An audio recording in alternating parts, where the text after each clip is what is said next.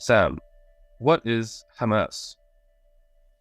So Hamas stands for Harakat al-Muqawama al-Islamiyya, so the Islamist or the Islamic resistance movement. It was founded in 1987, so at the beginning of the first Intifada, but its history goes back further than that, actually.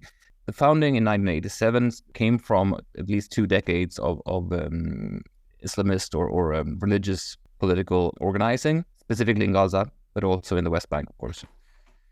So why 2 decades? Up until 1967, Gaza was controlled by Egypt, and the Egyptian regime's repression against the Muslim Brotherhood and other Islamic organizations was very harsh. So when Israel in the 1967 June War took control of Gaza and the West Bank, they lifted this repression. So suddenly Islamists could organize much more freely. Specifically the Muslim Brotherhood, the major Islamist organization, especially in Egypt, they've been harshly repressed by Nasser since the 50s, even certain leaders being executed, etc. But Israel, it's not really clear why they decided to do this, if it was some symbolic democratic credibility or something like that, or if they just actually thought that the Islamists were their allies. But from 1967 onwards, Islamist organization or organizing in Gaza and the West Bank became much easier. I mean, to what extent was it actually encouraged by Israel? Because a lot is made of sort of Israel supporting Hamas or allowing support of Hamas to exist. You know, what was their role? It's, of course, very, very secretive, everything around these questions. And Israel is very strongly denying that they have ever supported the Islamist organization in Gaza. But what we know is that it became much easier. It was decriminalized, basically. So it was possible to organize Islamist movements, and also that at certain times they financed certain of these movements. So when Hamas was founded in 1987, that's a later stage, but in these preparatory stages between 67 and 87, we know that the Israeli governor of Gaza has admitted in 1981, I think the interview was made, when he admits that they are financing the mosque movement or the Islamist movement. So for one, they are actually financing them, they're giving them money. And the second part is he admits that they allow them to buy weapons, and that there's a tacit agreement that they will use these against other Palestinian groups, but never against Israel. So there's some kind of agreement going on. That much seems clear. Whether or not they're actually financing any kind of terrorist or a political movement outright, it's not clear. But they're letting them arm themselves, and they're letting them use violence against other Palestinian movements.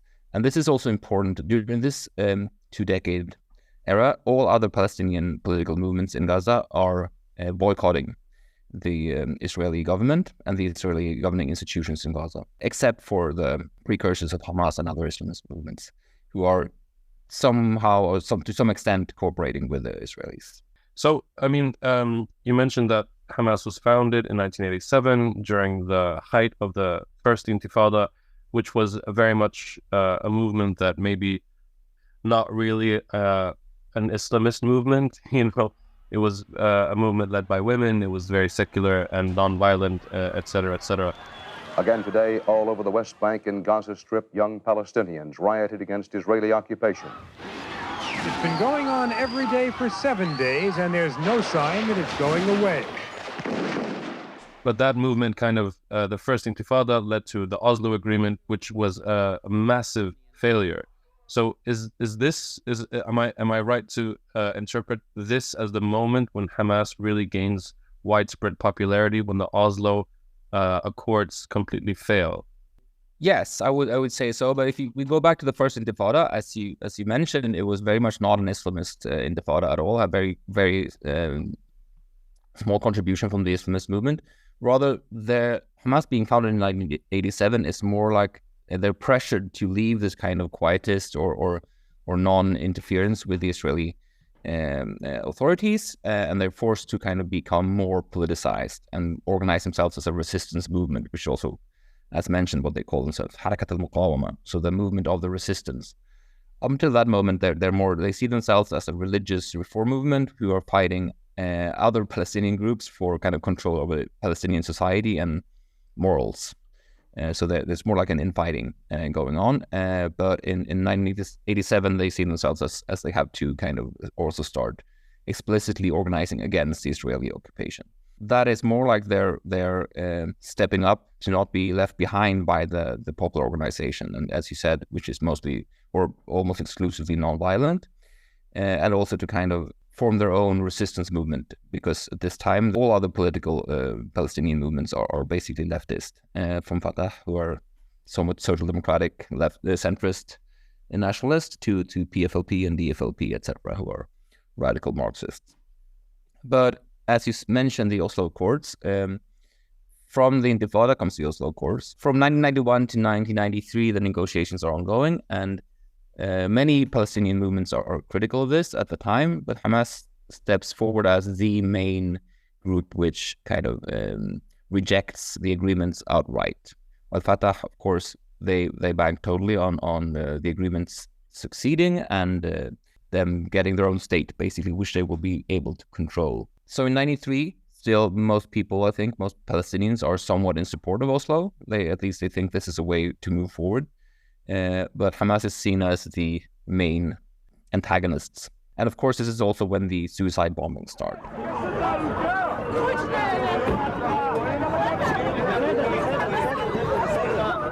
So it's important to remember between 1987 and 1994, the suicide bombing tactic does not exist. It's not used at all.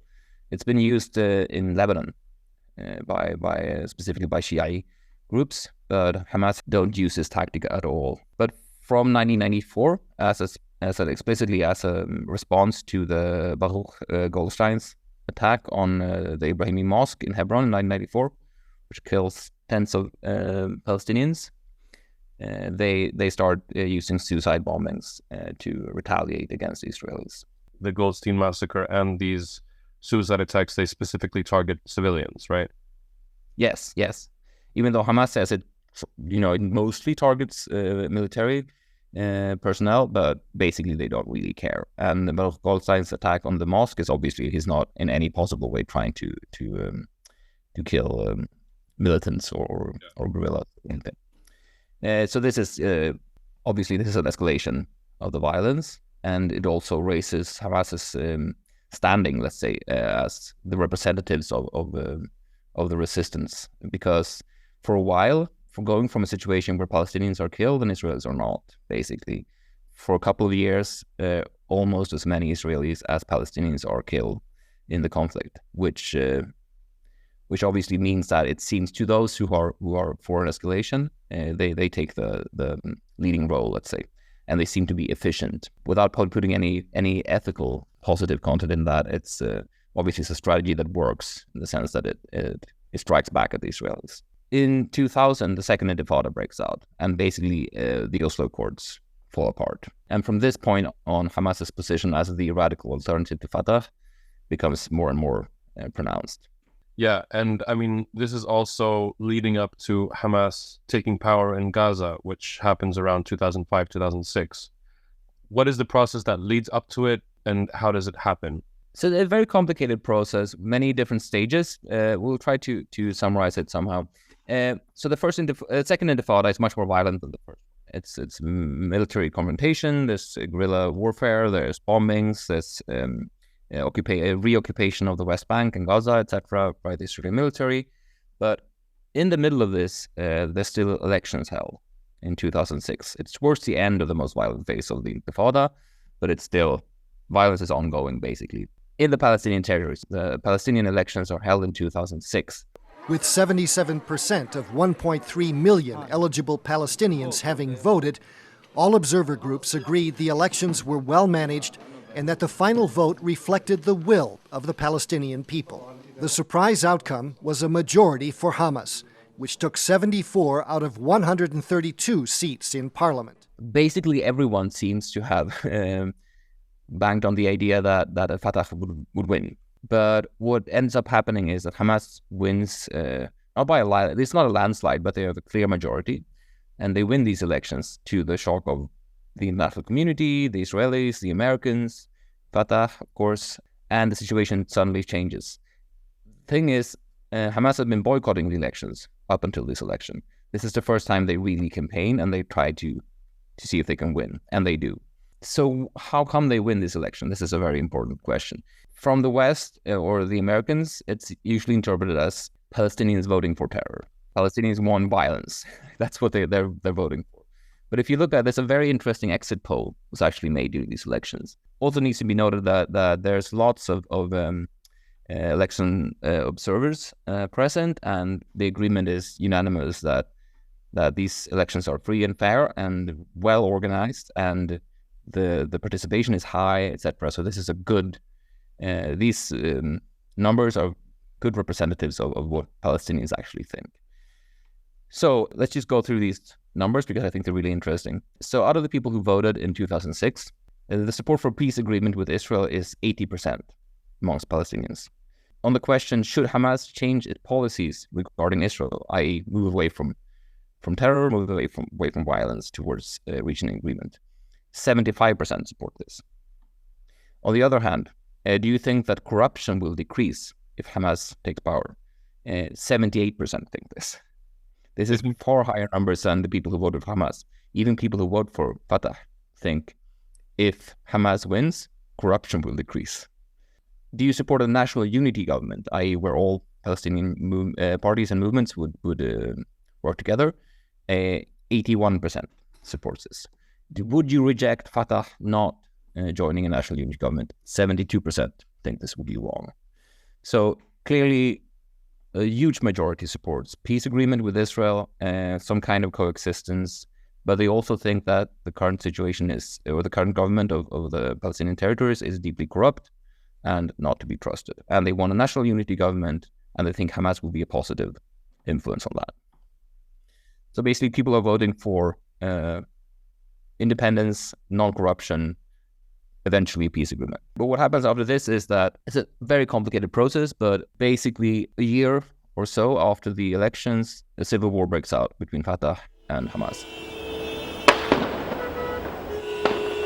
What exactly brings about this is very disputed, obviously, but it seems clear that the Western powers are arming and supporting Fatah to make sure that they can perhaps make a coup against the Hamas government, or if not so, at least make it function as poorly as possible so that they will eventually fall on its own. But what happens is, as you mentioned, Hamas takes power in Gaza, and basically Fatah takes power in the West Bank. So from that time, we have two Palestinian governments, let's say, or two Palestinian ruling cliques, one in Gaza and one in the West Bank. This is obviously a very violent process. People mostly talk about the Gaza fighting, but the same thing basically goes on in the West Bank, just that Fatah wins the West Bank while Hamas wins Gaza. Thank you, Sam. That's been the first part of our three-part series about Hamas. Next time, we're going to talk about what happens when Hamas actually does take power in Gaza. Now, if you'd like to listen to parts 2 and 3 of this three-part series on Hamas, then all you have to do is sign up to our Patreon. That's at patreon.com/Kalam podcast. For just $3 a month, you'll gain access to the rest of this Hamas series and lots of other bonus content. That's at patreon.com/Kalam podcast.